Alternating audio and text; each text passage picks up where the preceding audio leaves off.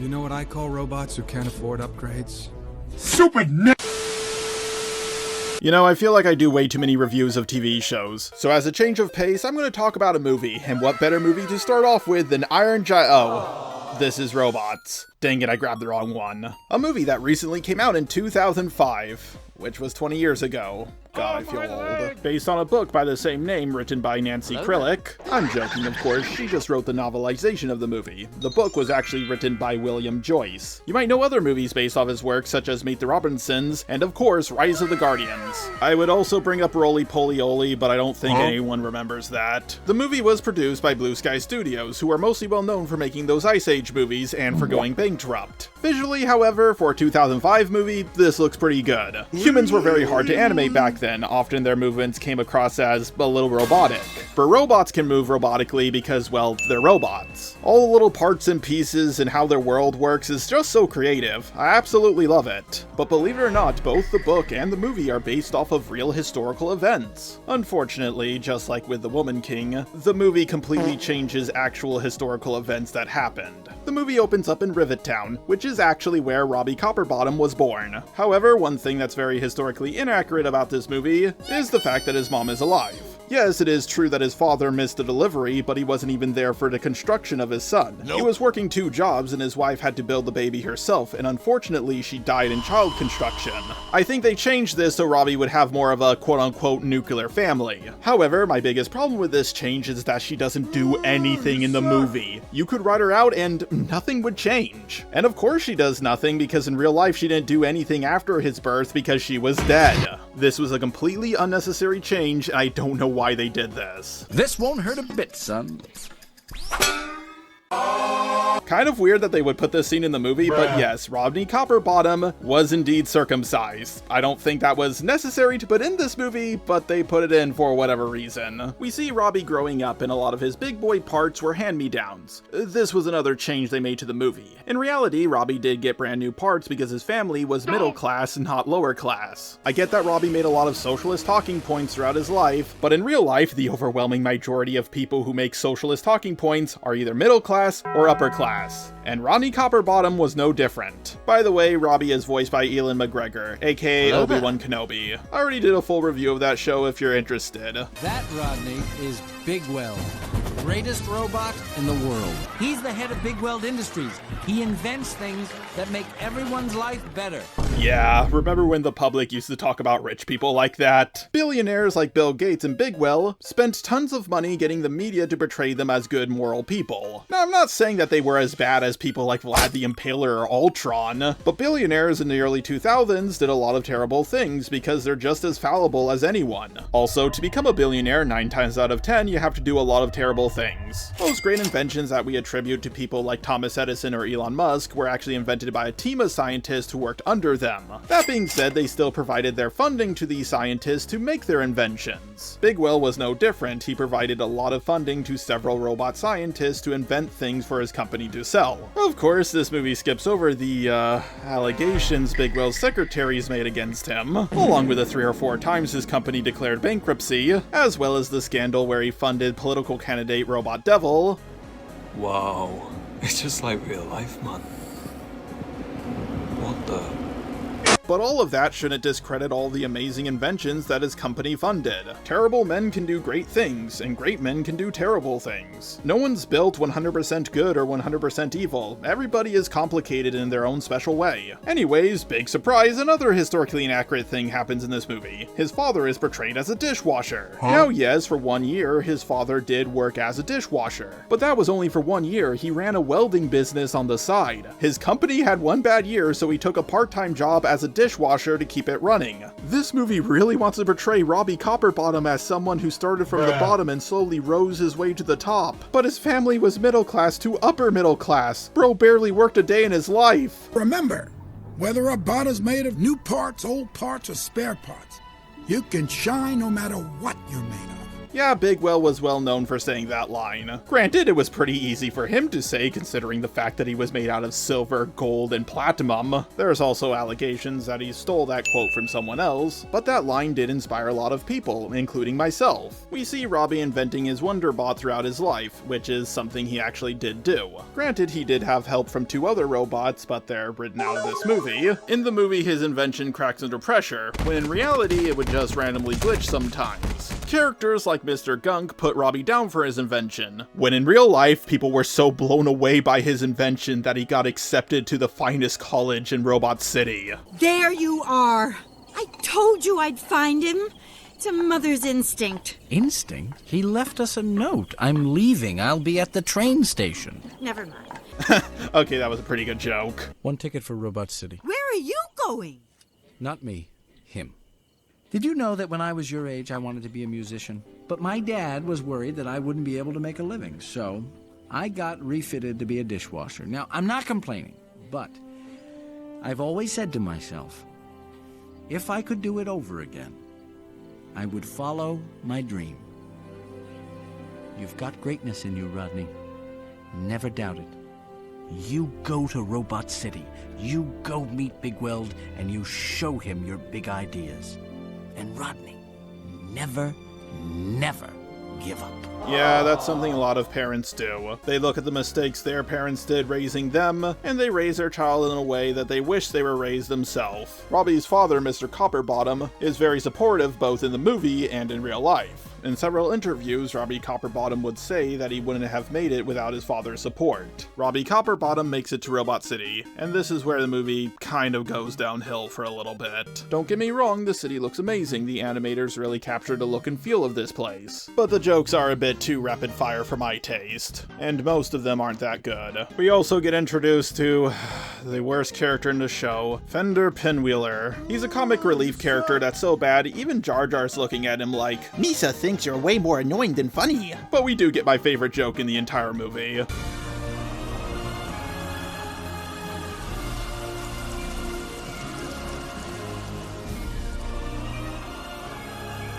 Thanks.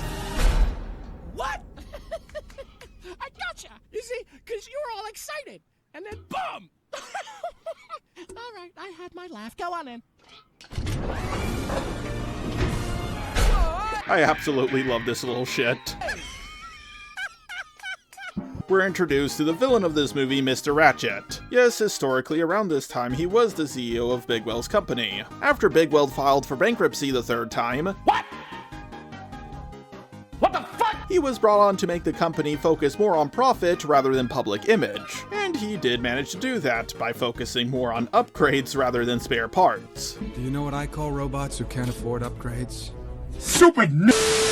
And this is one of the reasons why this movie has aged so well. A lot of people, especially breadtubers, like to say that this is an allegory for the healthcare industry or the makeup industry. They also like to bring up that the villain is a rich businessman, even though plenty of movies have had rich businessmen as the villain. 80s movies were full of them. Rodney and the other robots are also not demanding public healthcare or free repairs or anything like that. The people want more options to repair themselves than just the most expensive one. One could just as easily make the argument that this movie is pro-small business or something. I totally see where self-proclaimed socialists are coming from when they talk about this movie. However, an analogy that works better than cosmetics or healthcare is how companies will force you to update your devices until they're completely useless, making you have no other option than to buy the new latest iPhone. The economy in America isn't really in a good state right now. I'm not even going to pretend like I know how to fix it. The biggest problem I have with people saying that this movie is an analogy for socialism or free healthcare or whatever else is that the solution to the problem, according to the movie, is to put another billionaire in charge. Yeah, that makes sense. Granted, that is what usually happens when people try to implement socialist policies, so this movie is actually surprisingly realistic. Oh no, my communist utopia became state capitalism. Why does this always happen? Have you learned nothing about sharing? You pick a lost cause, you really commit. Robbie breaks into the building and he's immediately kicked out. Why don't you let me show you what it can do? It can do I don't exactly know what he thought was gonna happen. If you break into a building, security is probably gonna throw you out. Rodney gets magnetized, which causes a whole bunch of stuff to chase after him, which ends with him smacking into a billboard, a common joke which was in a lot of movies from the early 2000s. And no, I don't know why. We're introduced to the real big bad of the movie, Madame Gasket, who looks like a Rule 63 version of Robot Devil from Futurama. She runs an underground chop shop. She wants everything to be upgraded and shiny, but not herself for some reason. We get some slapstick with Robbie and Robbie Williams, and Robbie is introduced to the gang. I found your voice box.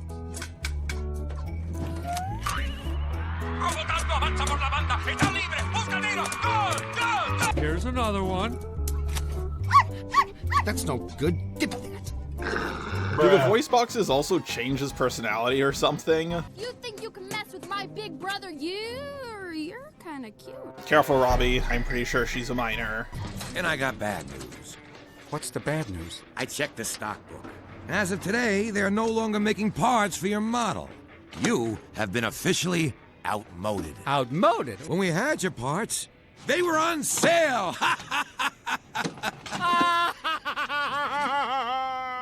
I love that the store owner is just mocking him to his face that he's about to die. Robbie offers to fix Fender's neck, which is historically inaccurate for this movie. Robbie never repaired any robots. The group he's with are actually the people who repaired robots historically. He just provided the money and parts to them. Now, I'm not going to completely discredit him. He was in charge of the small company after all. Running a business may seem easy, but trust me, it's a lot of hard work. We're introduced to Aunt Fanny and oh sweet Mecha Jesus. I now know what I'm gonna be adding to my wank bank. You humans have the mom from Big Hero 6 and Mrs. Incredible, but this is what I got. Ronnie is nearly killed by Aunt Fanny's bumper, which makes him no doubt the luckiest robot in the world. What's mine is yours.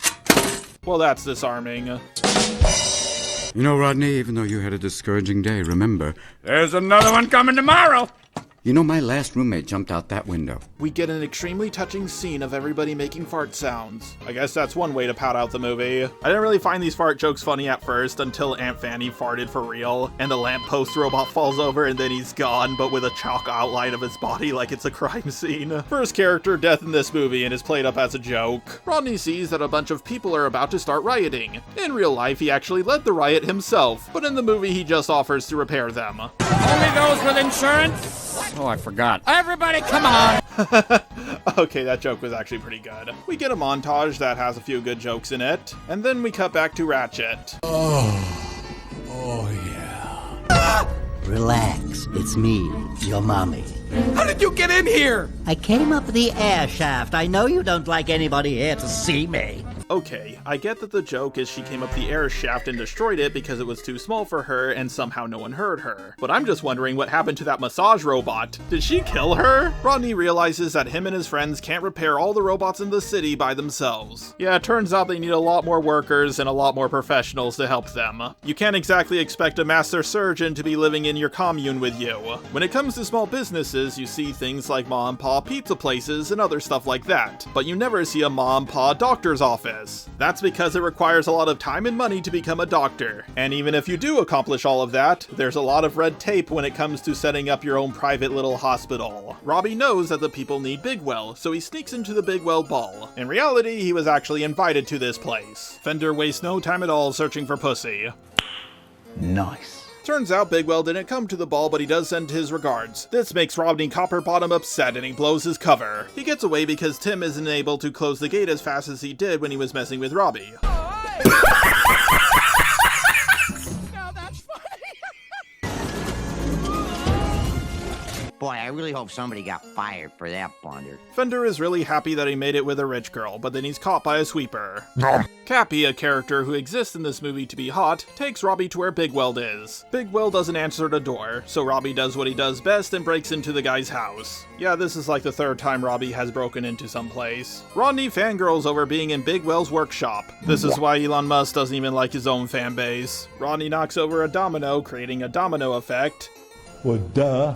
and this is possibly the greatest domino scene in any movie ever. Granted, I can't think of any others aside from the one in this movie, so I guess it technically wins by default. They finally meet Big Weld. Robbie tells him to come back and help, and Big Weld says, "Nah, I'm good." Rodney quotes Hot Diggity Demon and says, "When I was little, I thought you were cool." Fender finds out that Madam Gasket has made a super version of the sweeper, and then he becomes gender-bent Fender. A bunch of fans gush over how this movie has trans representation, even though I'm pretty sure this was just done as a joke. You know, the classic one about a guy in a dress. Yeah, originally people did that to be funny, not to be brave and beautiful. Rodney calls his dad and begs him if he can move back in, but his dad says no. Rodney bumps into Aunt Fanny and all of his friends come out of her ass. Yeah, I had to write that line in my script. Also, I think I just discovered a brand new fetish. Gender-bent Fender shows up and warns the others that Ratchet and Clank plan to commit genocide against robots who don't look like them. Yeah, everyone, the healthcare analogy still works. Remember when Big Pharma decided to commit a genocide? Hey,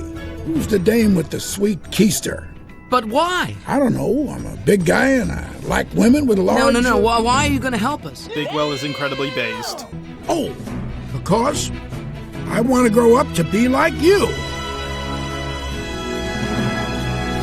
Right now, I'm going inside, kick some booty. Hey, you know, your boyfriend here is a genius. At least Robbie ended up with a girl who isn't a minor. Big Weld tells them to stay behind because he's gonna confront Ratchet alone. He does this because he's an idiot. Like, literally, there's no reason for him to do this. No reason at all. Everyone freaks out when they realize that Big Weld looks just like Boogie 2988.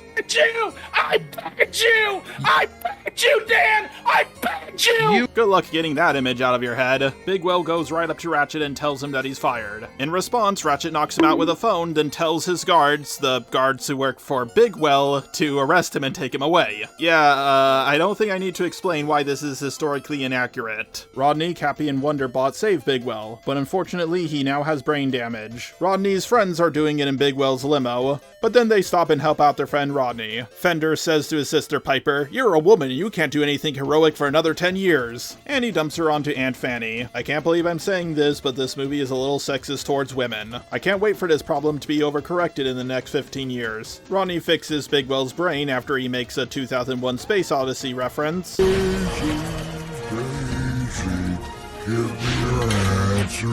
Ratchet catches them with a big magnet, but then Wonderbot grabs him as well with another big magnet. Rodney's friends try to help him, but they're useless. Rodney manages to disconnect Ratchet's magnet, but it's too late because they're right in front of a chop shop. Chappie crashes because she sees two sweepers, even though she could have easily run over them. Women drivers, am I right, boys? Women.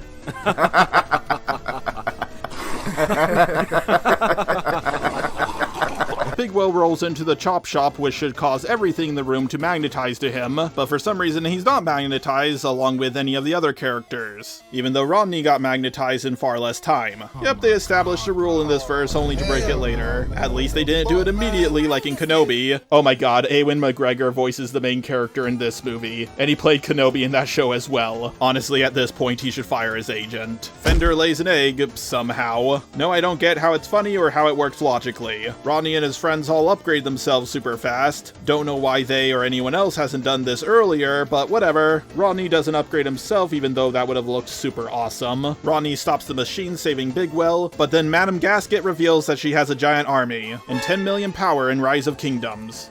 Oui, sir. I'm a woman. Ouch. Yeah, this movie is super pro-trans, can't you tell? Piper shows up and she brought an army with her. No, I do not know how she convinced them all to fight. We get our big climactic final battle and it's, pretty awesome, not gonna lie. Gender-bent Fender does a dance that was in all the trailers. Madam Gasket is destroyed by Wonderbot. All the super sweepers are destroyed disappointingly easy. And Ratchet is stripped down naked and placed next to his father. Rodney returns home, his dad quits his job now that his son is rich. Big Weld gives him a ton of spare parts so he can live forever. The movie ends with a song and dance because for some reason every movie in the 2000s did that. You're probably wondering how the climax is historically inaccurate. Honestly, I'm not doing that bit anymore. It stopped being funny. Overall, I wouldn't call this a good movie. Neither a bad movie. It's just kind of okay. I'm mostly just talking about it because it's 20 years old now and, you know, I'm a robot. Gotta keep the robot theme up. I also needed a break from working on my big long videos. Speaking of which, my next video is going to be a full review of Pantheon. I really want to increase the budget of these videos, so if you can find it in your heart to donate to me on Patreon, that would be a big help.